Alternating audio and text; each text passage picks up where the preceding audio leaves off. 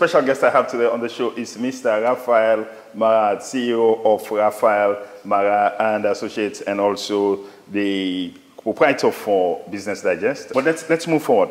We're looking at 1 year of trading as an individual, running your own business and the experiences you've had. We've had the first one, which you said is about micro versus corporate, and the SMEs don't have a space, trust issues, dealing with people and suppliers. Third experience and third is weak human capital. Yes. Tell me about that. So that's, in fact, I think of all the problems I have encountered, that's the biggest. It is the biggest. Because, mind you, you are paying for this capital that is not maybe employable, if you can put it that way. Right. And I'll give you examples. So, you employ somebody to be an editor of your newspaper. You keep correcting. And you're actually running a newspaper, by the way, so you're not talking out of stuff. So it's a Business Digest newspaper. It's a real-time newspaper. All right. So you know what happens to that newspaper that you're holding there? I have to build the front page of my newspaper every day of my life. So that there are no errors there. So that there are minimal errors. What's your experience you've been having with the guys? So you employ somebody who must have passed to one of the universities, I wouldn't name a name, to study, say, mass communication or journalism or English, as the case may be. And they also have had minimum 3 in English? Yeah, maximum 3 in English? Yes. And then take an entrance exams for the mass comm? Yes. Which would have vetted and cleaned them up? At least, yes. And then they spent 4 years studying mass communication. Going through the university. The university, they graduated and have a 2-1? Maybe, yes. Maybe a 2-1. Or 1-1, in fact. Or 1-1. Yes. And then tell me your experience. Then that person comes up and begins to work for you. Then you begin to wonder what type of grammar he or she is writing. It becomes a problem. You're talking about subject so for example, subject-verb agreement. This is something that you must have learned. Even if you went to a school that I went to, that is not good enough. Like Peninsula Secondary School. Yeah. But this is something that you must have learned. Because, because you have studied. Not to speak of you studying communications. At the university level. Having a 2-1 or 2-2 or whatever and come back down. Yeah, so what I realized was that I have to be correcting subject-verb agreements from 3 different editors that I employed. All of them would struggle with that. Yes, you cannot say... And when you try to correct them... they go offended. Imagine this person applied with an application letter, sent a CV, and because I kept correcting her subject-verb agreement, one day she resigned via the WhatsApp group. She just sent you a WhatsApp message. I think you'd have to be looking for another editor, just like that. Yeah. Weak human capital. And this is a rule that you have to have somebody who's been trained in journalism, mass communication, and all the likes as an editor in your input. You have to have. You have to have that before you publish. So meaning your plan is to wreck my business, because I am not mass communication trained. I'm not a journalist. So if you sit at home and resign, and meanwhile we have to publish the other day. That means it's to wreck the business. It doesn't care about and you have to give a 30-day notice under normal circumstances so that you can plan a transition. Yeah. Weak human capital. There's other issues related to this that are involving not just the journalists. No. So that's why I did not just capitalize on one event that happened. This has been a series of things that have happened. I'll give you another example. I used to have a trained economist who one day asked me, yes, sir, between the invoice and the receipt, which one do I first send to the client? I am like, did you pass through Beke? Basic commerce class. Yeah, commerce class. Should have told you what an invoice is and what a receipt is. Weak human capital. The average, move to the next point. We're talking about those headaches you've had. Weak human capital. That's what we've just done. Yes. You said something about the average Sierra Leonean's attitude to work. The attitude to work. It all boils down. I'll give you an example. When they think you are okay, you're rich. One day I was in the provinces, I came back, and then, thank God for EDSA, they took lights. Somebody who was managing the business commanded from my printer a printout. Then EDSA took lights. Then luckily I was right in front of the printer. Then ETSA sent light again. So you know computers, garbage in, garbage out. You print. You've commanded print. It will print. I was in front of that printer when 172 printings came out. I was interested to know what is it that we've been doing. It was all some theological notes that has nothing to do with me, with my business. And that's the ink, the cartridge, and everything. Exactly, and this is money. This is money. One ink costs 550,000. By then, this was 7 or 8 months ago. And then I said, okay, just allow the printer to print complete everything. And I can take it from your salary. I calculated it, 172,000 times 2,000 per page. And then I gave it. And would you believe who did the command? That was my manager.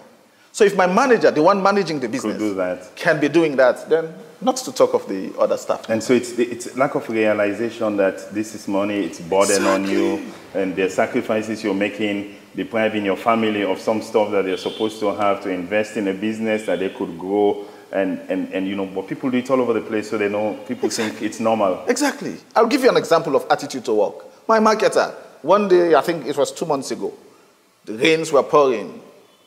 She stays at Dundas Street, Sambagota. Why is it that you didn't come to work 2 days ago? You haven't come to work for the last 2 days. Oh, okay.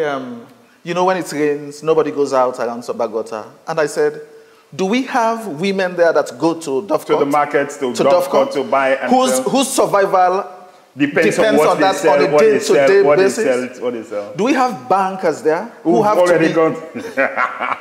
And she was like... And you have bankers living all over the place. Yes, she was people like... work in banks and they're traveling from Waterloo. Exactly. But they have to be there. So it's a mindset. She was like, I'm telling you, Mr. Marrah, that is what happens in our community. We don't go out at all. I was like, do they eat? Really? Do they eat for the day? Exactly. And how do they fend? How do they provide that? Exactly. So there's generally big time with attitude. Again, my guest today on the show is Mr. Raphael Marrah. You know, just sharing his experience. 1 year running his own business, Raphael Marrah and Associates, and sharing some stories that I know entrepreneurs, wherever you are, you're listening to something that I know would be helpful, super helpful for you. And so listen to them. We roll to the next one.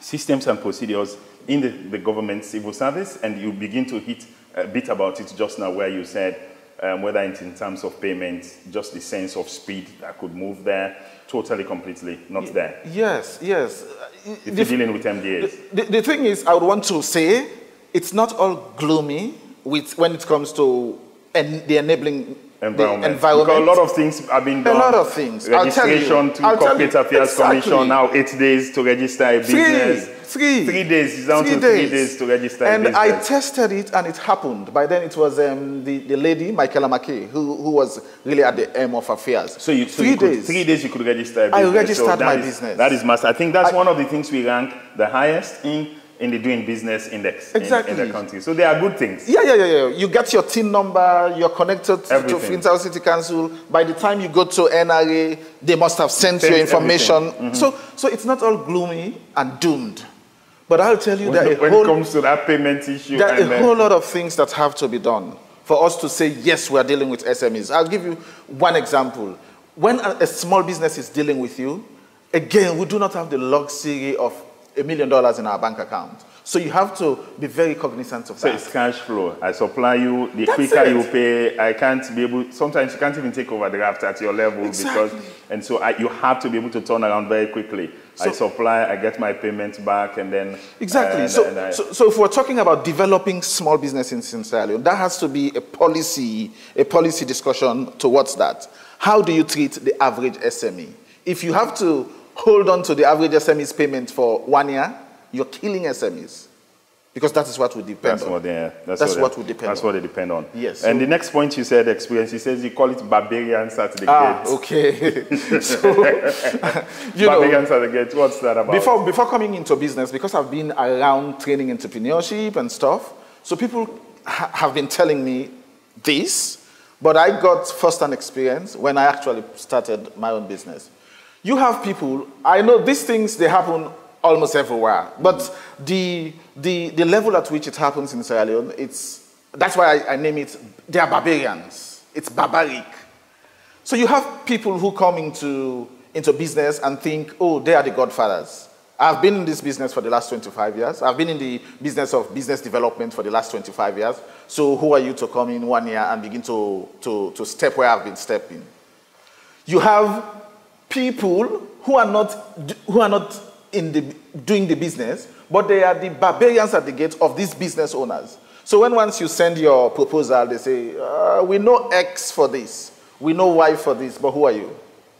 For all you know, because they know what they're getting from these barbarians. So you have to fight to be able to establish yourself. Yes, and you don't have any reputation, you're just coming up. Somebody who helps you. Somebody started. One day somebody started. So you have to start anyway. Even they themselves started. They themselves. And actually, it's just the life by design we've been talking about. I go back to you always. There are always going to be things that you never prepared for. There are always things will be things. But the Bible says if you faint in the day of adversity, it's your strength that is small. If you faint in the day of adversity, it's not because the enemies out there were bigger.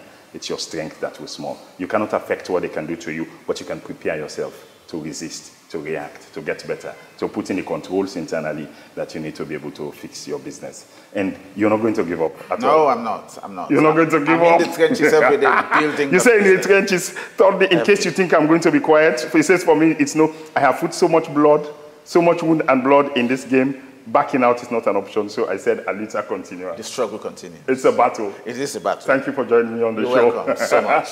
You're welcome. Raphael, thank you for joining me on the show. Welcome. Well, you've had it for yourself. And big lessons. It's not to scare you off, but it's just to prepare your mind that if you're going into these things, this is what to expect. Stay with us. Now for our parting shot. We'll take this quote from Steve Jobs. Here's to the crazy ones, the misfits, the rebels, the troublemakers, the round pegs in square holes, the ones who see things differently. They are not fond of rules. They have no respect for the status quo. You can quote them, disagree with them, glorify them, or vilify them. But the only thing you cannot do is ignore them because they change things. They push the human race forward. While some may see them as crazy, we see genius. Because the people who believe that they can change the world are the ones who do. That's all we have for you on today's show. Join us next time as we continue to provide you relevant tools to unleash your life, your career, and your business. Don't forget this conversation continues online on Facebook and YouTube and Twitter. On behalf of our partners, Life by Design, AfriCell, RC Bank, AYV Media Empire, Inky Media, Chicken Town, Sweet Life, Sweet Remote, and the Skills Development Program of the government. I am Joe Abbas on behalf of the team. Stay blessed.